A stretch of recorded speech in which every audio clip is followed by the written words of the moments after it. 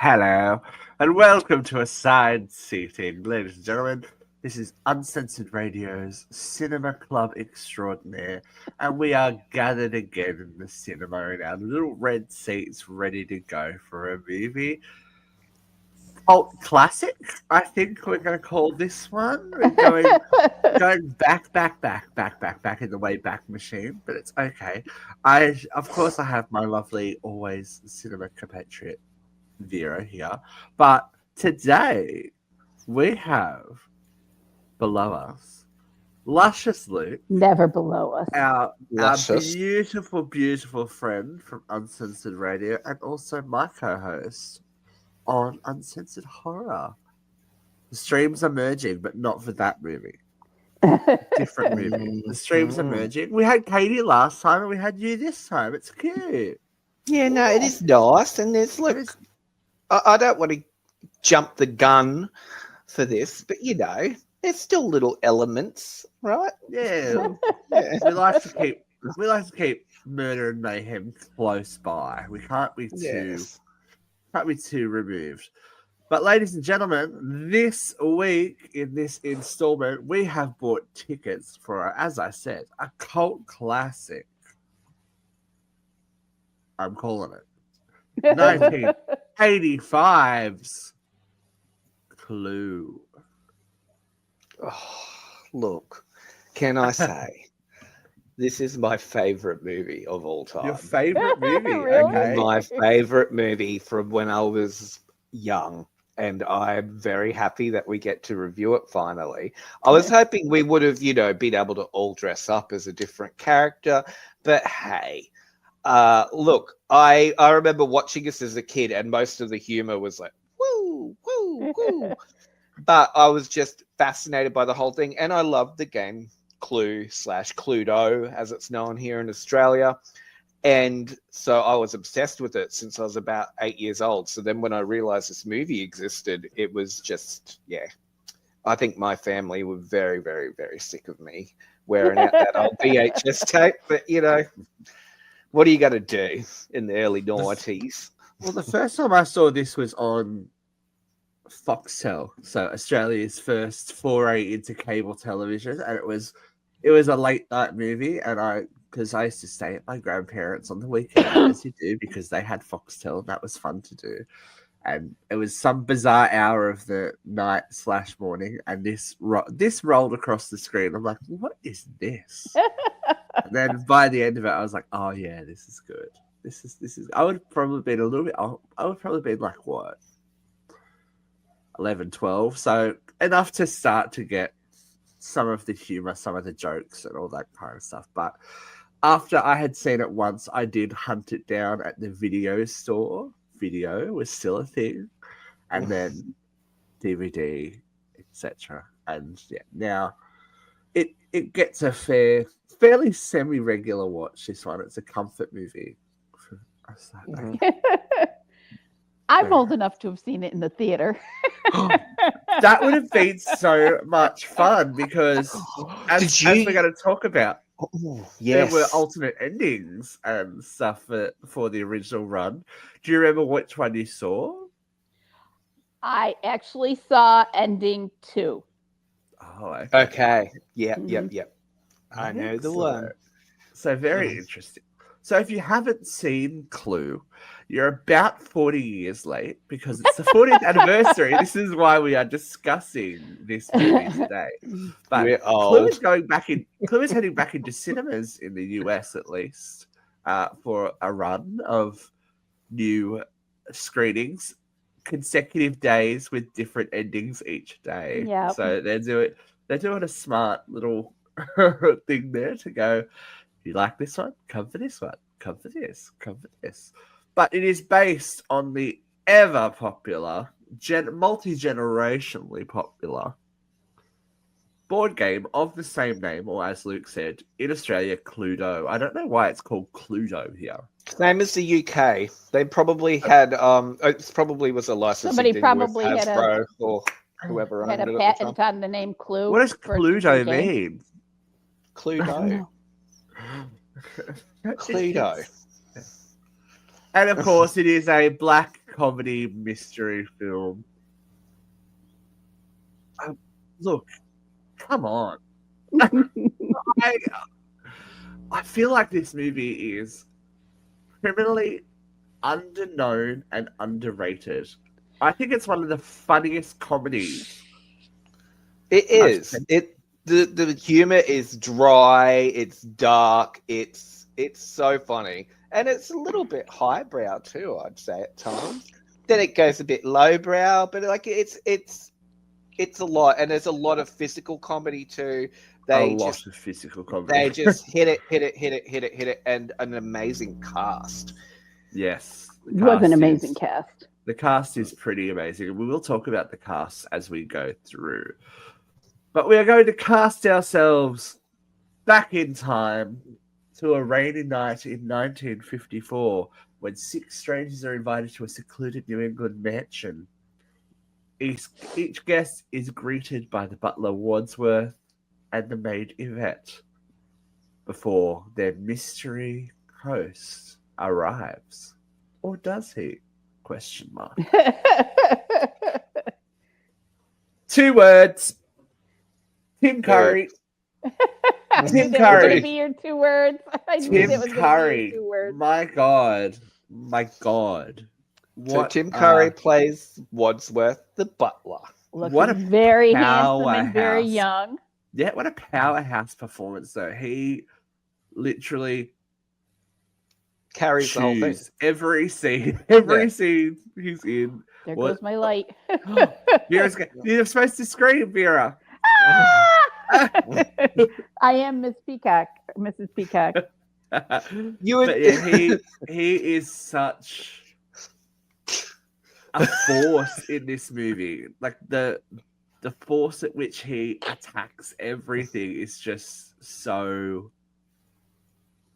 admirable. I think had a lesser actor been cast in that role, I think the whole film would not have gone the way it did. He kept that pace and that intensity the whole time. Right. He did. Absolutely. He definitely delivers. Even from that first scene where the dog attacks him, he's like, "Ah!" Like, oh, okay. My favorite is the dog poo.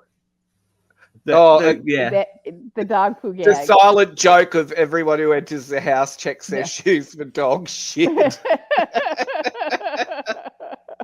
And it's kind of like one of those things, if you blink, if you weren't paying attention, you wouldn't even notice that little subtle joke of everyone looking at their shoes as they come in.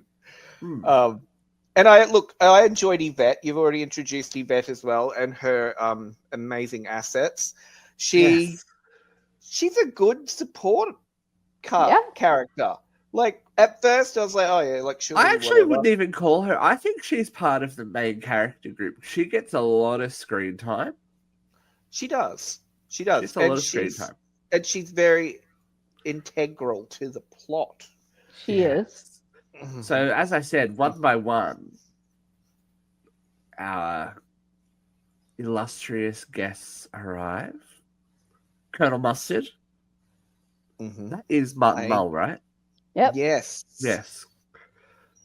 Just so every time I see him in other stuff, I just think Colonel Mustard. I don't know why. I did. So good. I went and watched like Roseanne, and I'm like, oh, it's Colonel Mustard. Colonel Mustard. Right. Colonel Mustard. Then, of course, God rest her soul, the amazing Madeline Kahn as Miss White. Mrs. White is... What a choice to make Mrs. White come in dressed all in black and be the most that was... dark, just bitchy, but very what's the word used? Almost like Ice Queen persona. She's stoic. Nothing warm. Nothing mysterious. warm about her though. No, stoic, mysterious. She is the quintessential Black Widow, which is the point. They're all given these names to protect their anonymity and their secrets. So she is amazing. Then, of course, Miss Peacock. Eileen Brennan. I love. She is People a may tour de like force. more modern audiences would probably know her from like Will and Grace and As some of I was about to say, Zandra from Will and Grace is probably my second favorite character from her playing grizzled acting teacher, former character actor, and Jack's acting coach. She's a recurring character on Will and Grace, and she's just amazing. But she's so good in this as well. Just frantic and frenetic, and she just warms my little heart. I'm smiling so much. I'm thinking about it. We have Mr. Green. Mr. Green. Yes. Mr. Green Bumpkin. And the dual arrival of Professor Plum and Miss Scarlet. Yes. But why didn't Miss Scarlet wear red? Miss Scarlet. Well, she's a Scarlet Woman. As we find yes, out. that's true. Yes, it is. Leslie Ann Warren. I did think she should have been wearing red. Leslie Ann Other Warren, than that, I thought the costumes were impeccable. also from Will and Grace. Yes, plays Grace's mother. Will and Grace's dad's girlfriend. Oh, was it the girlfriend? I thought she was actually Tina. Oh, No, she played Tina. She played it's been a while. Very ditzy, airy character as opposed to the femme fatale she plays in this film. What a great collection of actors to and you forgot Christopher Lloyd as Professor Plum. I did. Back to the Future. Christopher Lloyd. Back to the Future's Christopher Lloyd. He's a bit lecherous in this. Yes. He's a bit of a lech. Can't keep his head Played it so well. Unsavory. Played it so well. Like he's known a guy like that, and he's like, "Yeah, I'm going to be him." Now, there were some alternate casting choices. Oh, really? That we'll go through now. Miss Scarlet was originally cast. They had an actor who had to leave the production. Who was she? Who is she? Carrie Fisher. Oh. Was originally cast as Miss Scarlet, but had to leave for treatment for drug and alcohol addiction.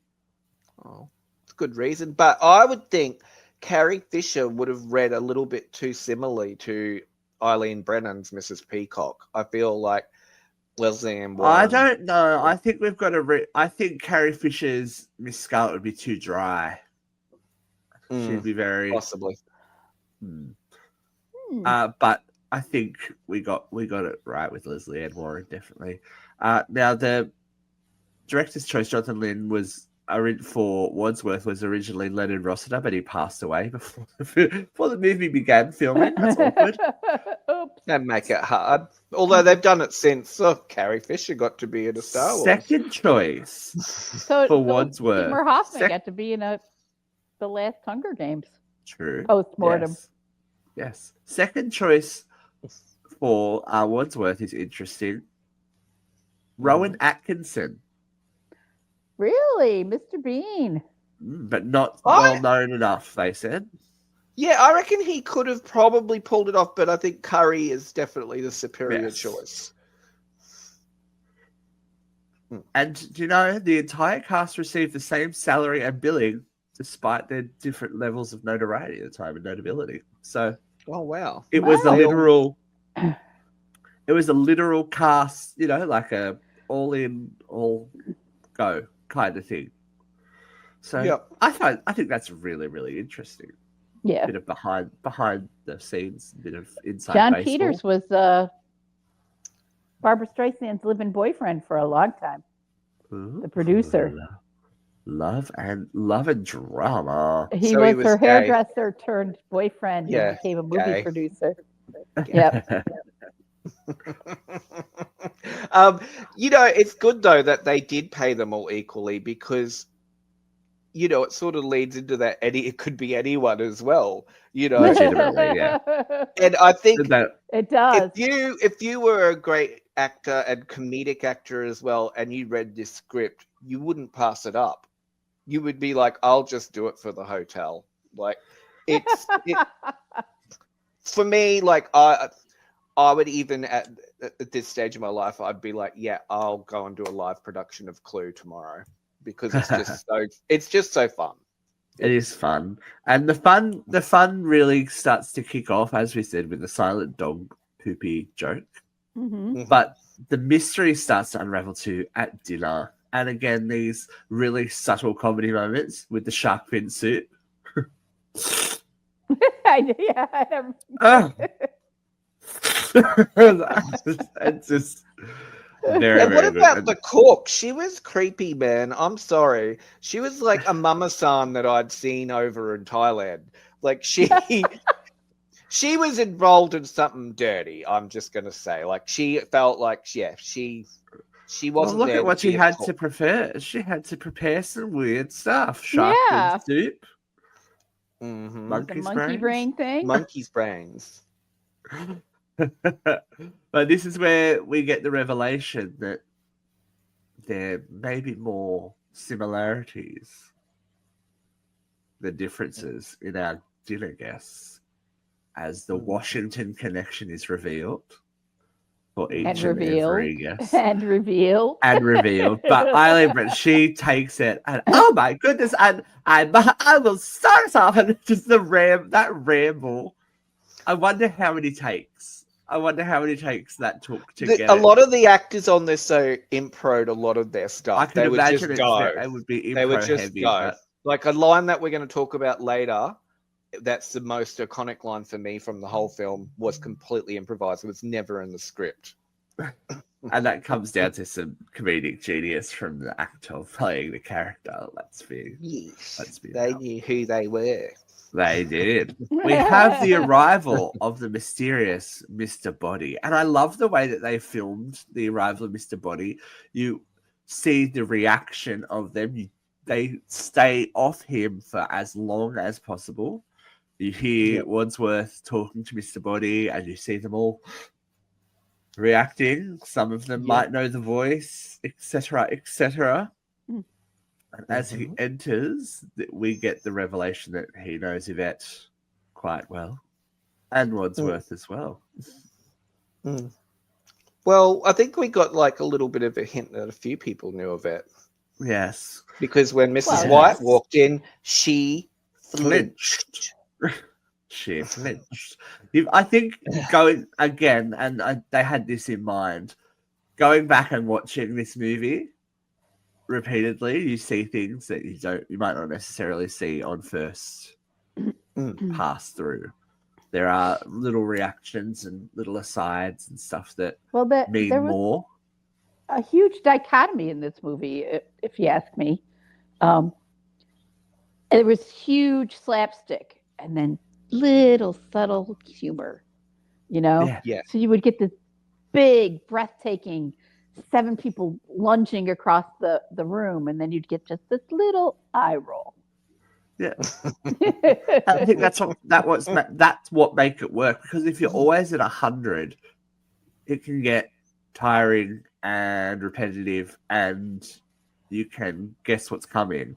But these little, like the dog poo, the shark fin soup, we were madame. No, I just need to powder my nose. Like little tricks of phrase and stuff like that really make it work. They make it happen, and you're like, yes, okay. There's a chuckle every couple of seconds, and then you're like, oh, okay, we're going. But even as you're saying though, even the really there's such huge slapstick comedy. But then just the real subtlety of other things, like like an eye roll. Yeah, or just a glance, a look between characters. It's very interesting. Yeah, like Plum glancing down at Yvette's cleavage just randomly at the side of the frame, and it'd be like, oh, pig. So after the quickest dinner in history. Yes. Yeah. I can't imagine that they weren't all still hungry. Well, that dinner scene could have been used for so much exposition and stuff, but I'm so glad they didn't do that. But I was about to mention that too, because I feel like the tendency today would be to try and give us a lot of exposition for each character without giving us too much exposition, but then it would give you too much. I think the pacing of this film is brilliant because once you start, it doesn't really stop or anything. Yeah. And it keeps the building. exposition happens in a natural but kind of frantic way. Yeah. So we retire to the study for brandy and cigars, as you do. And in the 50s. Again, another revelation that is Mr. Body who has been blackmailing everyone in the room for some time. Wadsworth, though, has called the police ready to arrest Mr. Body, but Mr. Body turns the tables, threatening to expose everyone's secrets unless somebody in the room kills Wadsworth with a gifted weapon. And that weapon will be the iconic candlestick, rope, lead pipe, wrench, revolver, and dagger. Whoever As the got lights settled with go the out- rope, though, like you're not going to get him done real quick in the dark. Yeah. As the lights go out, the gunshot is heard. Our first body hits the floor. Quite literally. Mr. Body is found dead. And this is where after he's gone, this is where I feel like we took some speed. And it's like, we're going. It's happening. It is happening. And this is where we get the reveal of everyone's bits and pieces. As Luke said, there has been innuendo and insinuations about Mrs. White's husband. What does he do? What does he do? Lays on his back all day. And why is that, though? Because then it is revealed he is He's dead. He's dead. He's dead. He's a lunatic. He's a lunatic. I see. That's why he was lying on his back in his coffin. I didn't kill him. He's a lunatic. Crazy. He drove me crazy. There were flames. Flames at the side of my face. Well, that line was the one that I was going to say. The flames at the side of my face was completely improvised by Madeline Kahn. Yes. It was never in the script, and it was Heaving, just like having here. Flames on the side of my face. Heaving and flames. it was just like film this scene, and she just kept going and going, and they just kept rolling, and it made the final cut. So brilliant. Like, I think she and Tim Curry are probably our MVPs in this whole movie. Not to say that the cast isn't strong. I gotta say, for me, it's and Tim Curry and Eileen Brennan. I think, I think we'd be hard pressed to find, as I said, a weak link amongst them. But they just deliver so differently, though. So differently as well. I love when Eileen Brennan gets poisoned. Yes. Because they think then that maybe Mr. Body was poisoned by the brandy. Are my favorite moments. And so she starts screaming. And this is my favorite scene. And he just slaps her. That's why when Vera was screaming earlier, I slapped at the screen. Sit down, to Mr. Green, who's the most awkward and least aggressive of all the males, just slaps her across the face brutally. I had to stop her screaming. Yeah. Had to stop her from screaming. And then they sit there and they're like, the only way we'll know if he was poisoned is if she dies too. And they all just sit there and look at her. So they make the executive decision to lock away the weapons and throw away the key so that everyone may remain But at safe. this point, if someone could make a candlestick or a piece of rope kill you, there's plenty in the house that's going to do you in. But we've got to give the movie its conceit. I know. And as they go to throw away the key, a stranded motorist arrives, seeking a phone. Yes. And perhaps maybe. Yes. So he is locked in the lounge before the key is thrown back out the front door. I love the group hysteria scenes, which happen later too. Well, do you want me to still get rid of the key? Yes! They all scream together. It's such a theatrical moment, like literally theatrical moment. You can imagine it happening on stage, that group reaction, and it's great. So now they know that there is a killer in the house.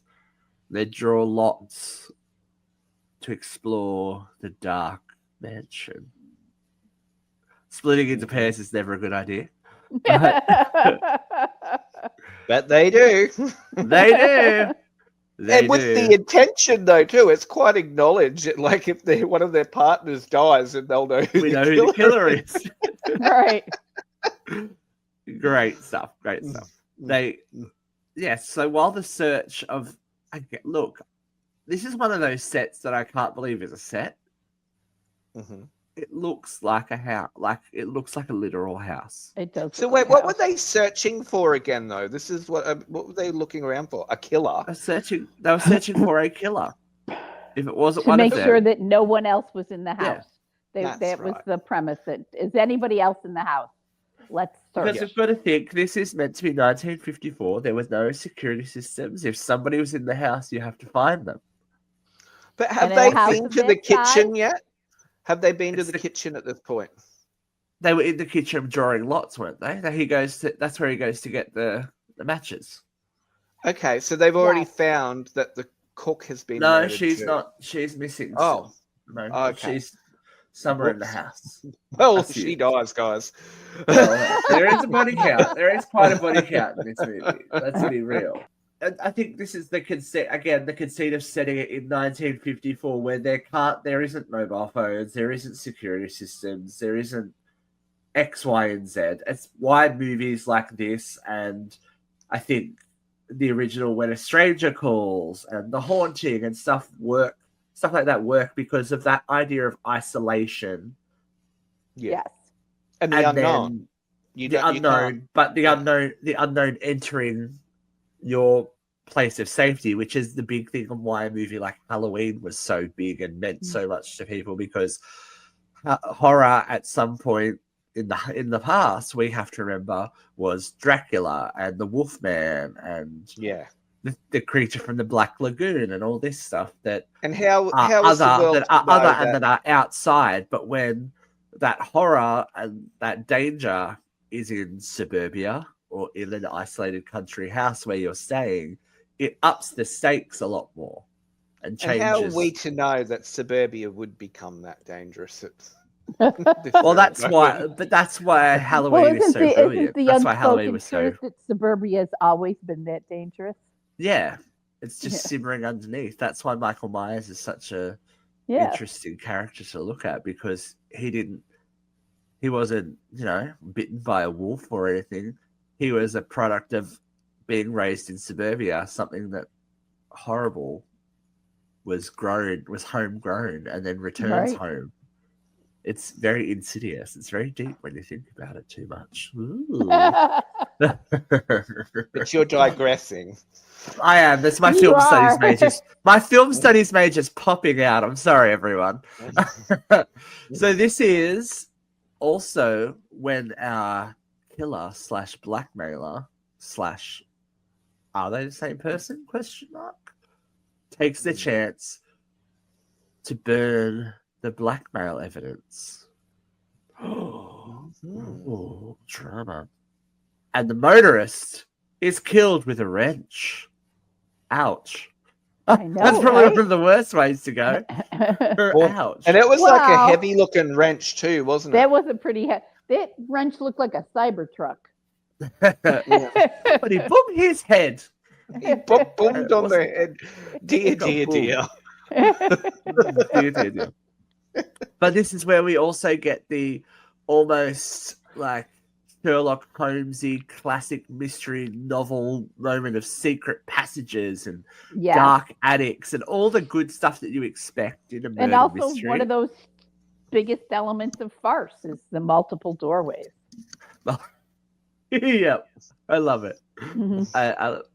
They Miss Scarlet and Colonel Mustard find themselves locked in the room, which is very interesting. In the because- ballroom, wasn't it? Is Yes, that where they were with trapped? no, in the lounge with the motorist. Oh, in the with the lounge. dead motorist. That's right. That's They why found a secret passage to.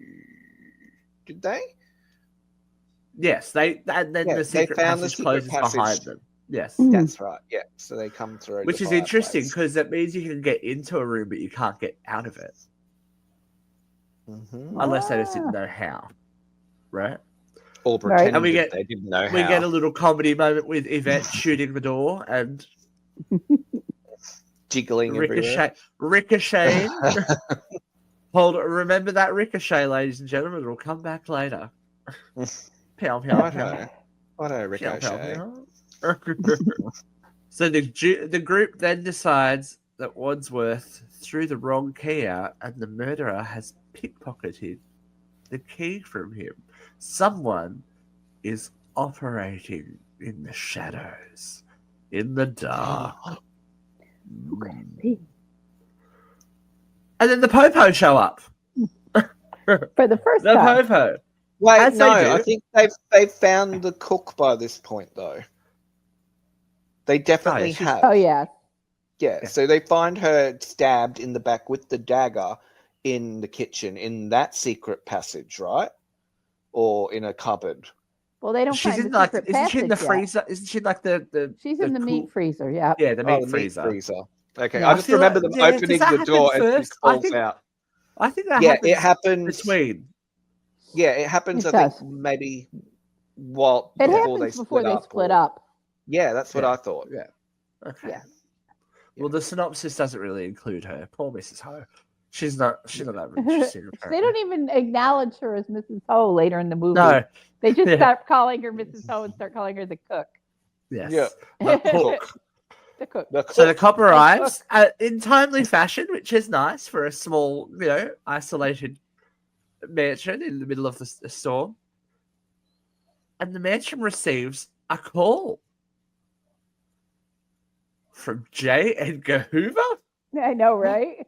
Question Because he called mark. so many people at home. He was a busy boy, When all you do is cross-dress and run the FBI, you're very busy. Very busy. Downtime. Which Wadsworth takes the call in secret. Ooh, what could be happening?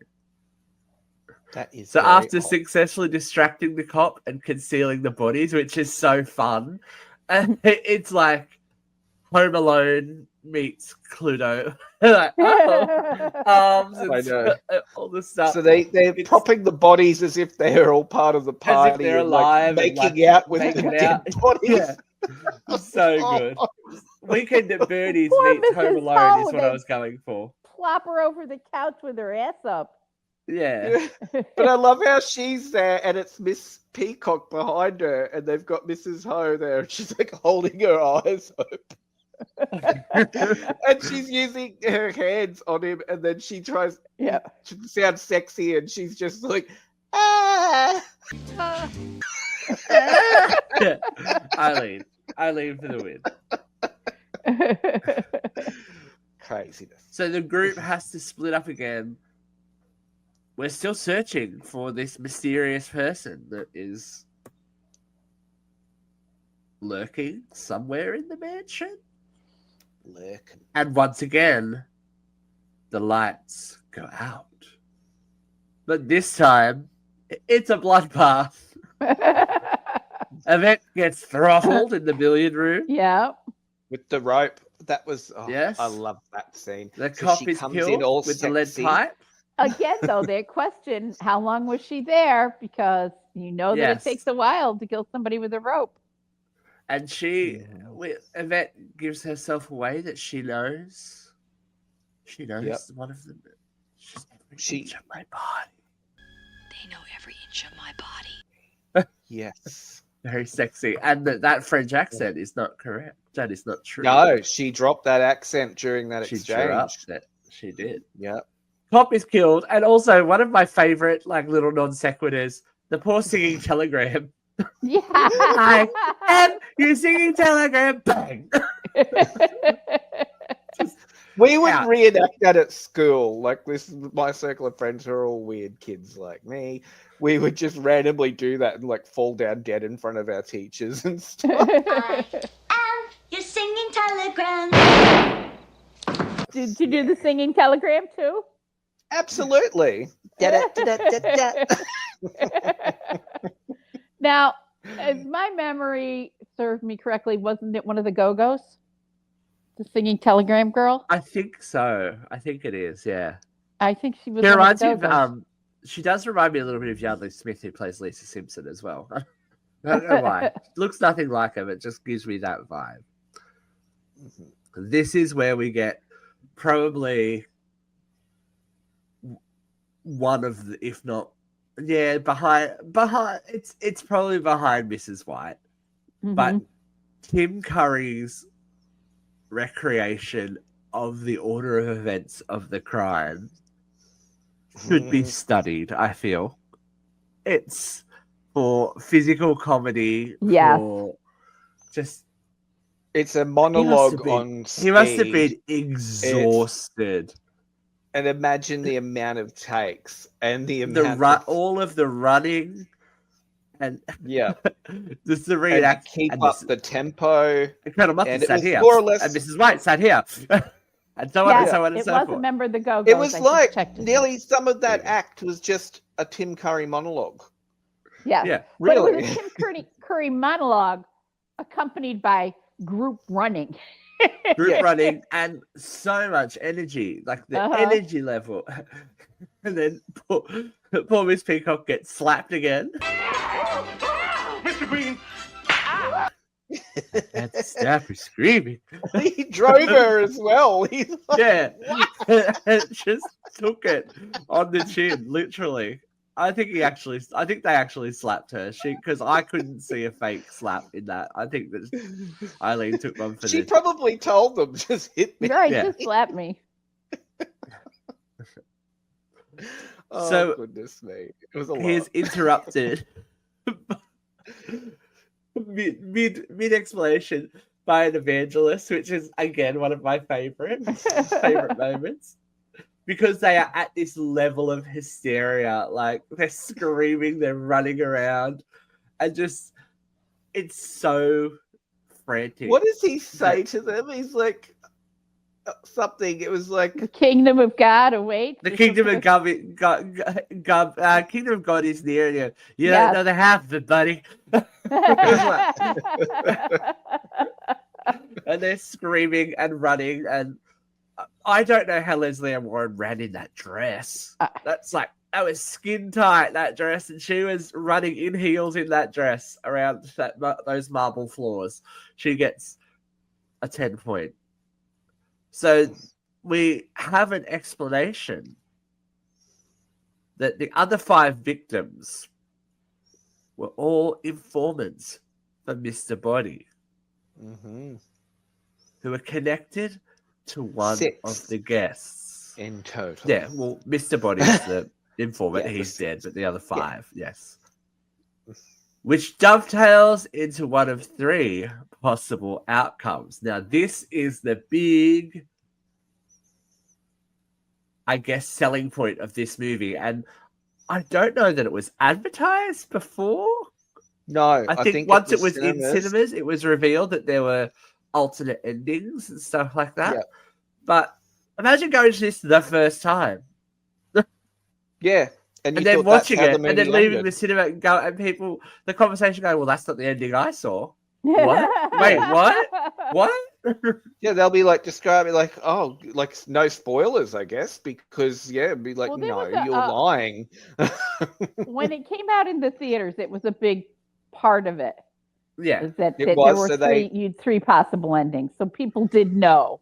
But I think the initial preview screenings, like the initial screening, like maybe the first couple, they didn't reveal that there was going to be alternate endings, and they made it part of the whole promo cycle, which is cool.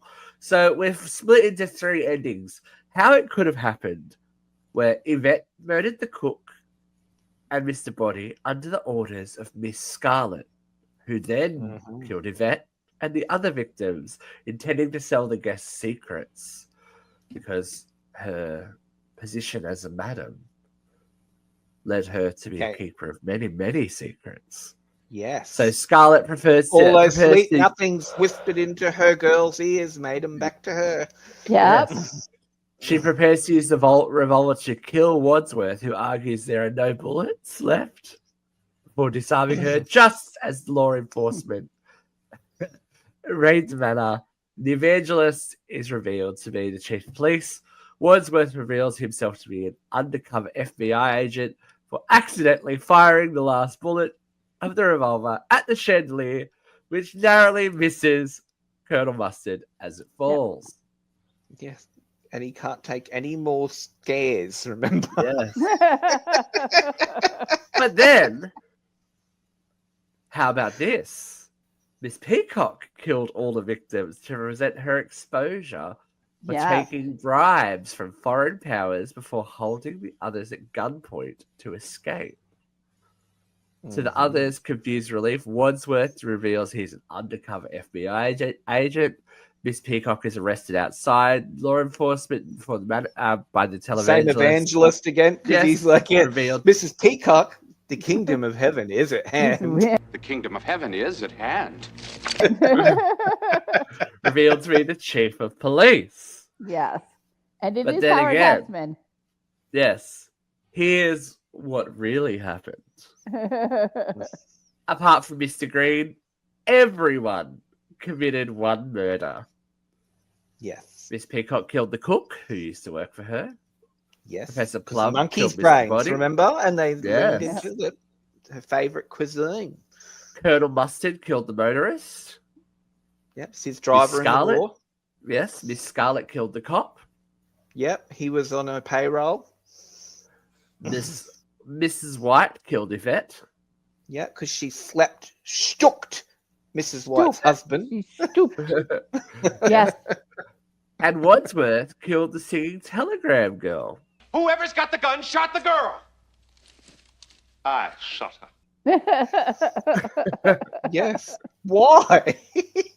Just maybe didn't need to. Just for the distract- fuck of it. distraction. Bad. Yeah. Because she was actually she was Professor Plum's patient who he had sexually assaulted, right?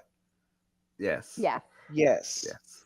Well, poor bitch. She had fucking So terrible. holding the guest at gunpoint, Wadsworth reveals that he is the real Mr. Body, and that Yes. Professor Plum killed the real butler, who we have previously known to be Mr. Body, and announces that he fully intends to continue blackmailing them. However, Mr. Green draws his own revolver and kills Mr. Body, the new Mr. Body. Green then reveals that he is an undercover FBI agent sent to investigate Mr. Body, the real one. Can we stop for 1 second? Mr. Green's secret the whole time was that he was a homosexual. Yeah, I was going to get to it. And That then he was like, a homosexual. Was it Mrs. Peacock's like, oh, I work for the State Department, and I'm a homosexual. Yeah, yes. So, I love it. so Mr. Green lets law enforcement and the evangelist in, who is revealed to be the chief of police, to arrest everybody, while Mr. Green is going home to sleep with his wife. See, now I have a Normal problem after with all. that. Yes. I love it. And we 1985 Vera didn't have a problem with that, but 2025 Vera thinks, did they I really still have think to it's turn him hilarious. straight in the 11th hour? Yeah. I think it it's was funny. very of its time though. Like we always talk about movies being of its time, and it was Right. Yeah, look, it was great. I'm going home to sleep with my wife, 1954. I love when he like reveals that he's gay, and then when he reveals he's a an FBI agent, and he's like, I'm a plant, and then Miss Scarlett's like, I thought they called guys like you a fruit. I forgot that line. There Okay, are I so had many great forgotten lines. that line. We've kind of skipped over a lot of the great lines, but I think that's a good thing for people, especially if they haven't seen it, to go and see it and find these little nuggets of amazingness that are there to put into your vernacular and use all the time. Flames, the side of my face, all the time. I love how that whole monologue goes though, and she keeps going, and the scene never stops, but it works so well. And then he cuts her off all of a sudden, like he lets her go for way too long. Had enough. And he goes, and anyway, and she's still like enough of lamenting you. how much she hates Yvette. So Clue was made for a budget of $15 million and grossed $14.6 million at the box office. So it wasn't a smash hit, but I think that's what's made it become a cult classic. But it got to have topped that since. Yeah. Don't you think? Absolutely. Oh yeah, and this is just the initial box office. Yeah. But I think that kind of definitely drove it to be this cult classic movie. So much so that, you know, there are still constant rumors of a remake of this. So Gore Verbinski, originally, who was it meant to be? That was in 2009, Gore Verbinski was developing a new one that fell through by 2011. And then in 2016, it was happening again. Which one was the to one? Try and make a franchise. But in 2018, it was optioned as part of a first look deal for a 3-year development deal with Ryan Reynolds. Yeah, to star in it. I heard of that one. Now, I think everybody would automatically think that Ryan Reynolds would take the Wadsworth Mr. Body part. Wouldn't it be more interesting for him to be Mr. Green and play the straight man and get an amazing group of comedians around him? Yeah, you know. I know, but you know what I mean. He's not. Besides the slap, he's not doing. No, he's like he's not shticky like he normally is. Ryan Reynolds is very shticky as an actor, and it's what he does. Yeah, I know. And Mr. Green's very much like the straight faced one to make the joke flared, and that's why when he does slap Mrs. Peacock, it's so out of nowhere. It's like, holy shit! It's just one queen slapping another queen. You know, it happens. It happens. Jason Bateman was briefly attached to the film as well. I can't imagine who Jason Bateman would play though. You will never know, Mr. We'll never know. But it is still in talks to this day. As of April 2024, TriStar and Sony Pictures have it up for option as part of their deal with, I think it's Hasbro. Yeah. So Clue's still a popular game. It gets reiterated still every few years. Oh, with all different kinds of people as well. Like, you know, there's Simpsons Clue, there's Riverdale, Uncensored there's Radio Clue. There is an uncensored radio Clue. I've got a Muppets Clue, actually. Muppets Clue. So it is a culturally still relevant IP, which I think could still work as a movie. I would hope that they wouldn't try and set it in the modern day, though. I would hope it would I would bet that it would not 19. bear any resemblance to the 1985 movie. I would bet they would rewrite that script from start to finish. Which is sad. I feel like maybe it doesn't need it. It's so of its time and just Steve, brilliant. did I send you? Because the movie is a play as well. Yes, correct. It is. And John Landis wrote it recently, like within the last 15 years. Yeah. It's coming to Australia here this next year, I think, Steve. Yeah. So we may have to attend. We're getting a lot of new to us. Theatre work's only like 10, 15 years behind the Americans, which is nice. Yeah, it's caught up. Finally 20. We're finally getting. Well, we've just got Beetlejuice. We're finally getting Anastasia. Well, a lot of that's because of COVID. We're getting Evil Dead. Yeah, all this just stuff. because of COVID. Yeah. Did you guys see Beetlejuice? No. Oh, you got to see Beetlejuice. Get a Beetlejuice chance to is see great. Beetlejuice. But I have to ask, my friends, Mhm. how many bodies out of 5 do In we the give? cellar. How many have you Clue. stacked in the cellar? Oh Luke, gosh, you can who's go going first. first? You can go 5. first as our guest. Of 5? course. All 5 bodies and plus Mr. Body. 6 out of 5. It's my favorite movie. I can watch this movie, and this is a comfort movie for me too. It makes me laugh, and it's something that got me through a lot of hard times as well. So I have so much fondness for it, and I can't fault it. I know it's not everyone's cup of tea, and it's not everyone's humor, but for me, going right back to my childhood, and my circle of friends all loved it as well, and it's just something that I've never let go as I've gotten older. It's aged very well, I think, for me. I think it's funny. I even find the homosexual reaction hilarious with the it's just bang, bang, bang. Love it, love it, love it. And I love the actors, and I think they all were so unique and iconic in their role that the one-liners that come out of them, I can still just use today and do. Right. 100%. Vera, as our cinema-going patron. I'm going to be the unpopular opinion here today Uh-oh. because I'm only going to give it 4 out of 5. Okay. I think in spite of the fact that there's a lot to love about this film, there are points that feel like somebody dropped a line. Like the collective isn't sure where they're going in the next few moments, and then they pick it up. You know what I mean? It drops in places. So I'm going to give it a 4 out of 5. Editing too, though. You know what I mean? It could be Yeah, down it to them could very cutting well stuff be out. editing, absolutely. But it creates problems for me in the continuity of the script and the action. I feel like I definitely know what you're talking about when they split up. Yes. It kind of falters a little bit. Yes.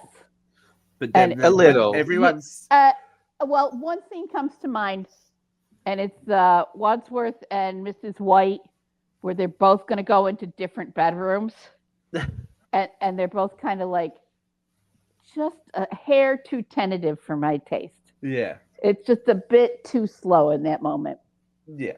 But I'm nitpicking. I'm nitpicking. So.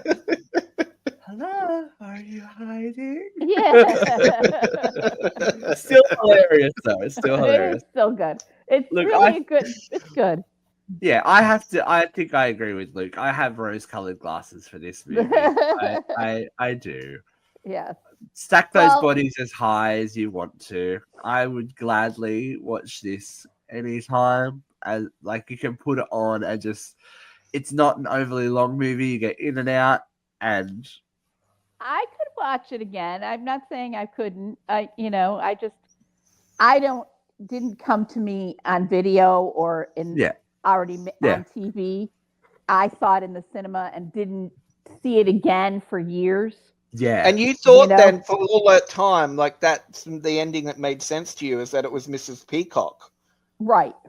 You didn't see the other options. Did it do your head in to watch it when it became direct home video and you got to see the other ending? After it became known, it was just like everybody's like, I don't know about it. I can't speak for everybody, but my thought was when it came to video, it's like, oh, well, that kind of sucks that there were 3 endings. It kind of wrecks it for me.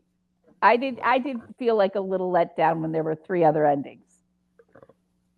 Well, look, this is part of why we do the show and why we love to have guests, because we all have different opinions on stuff. Right. We hope you have enjoyed our little murder mystery and mayhem session here with Clue.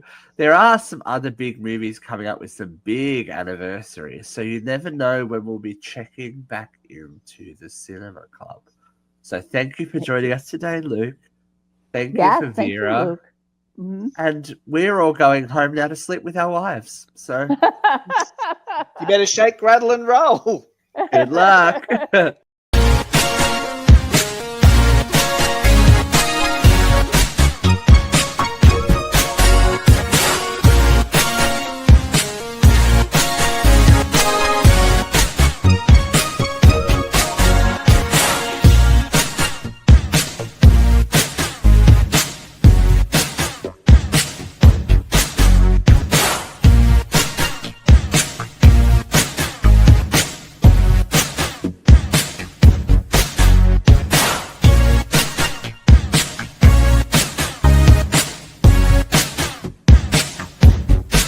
Are you a cop? No, I'm a plant. A plant?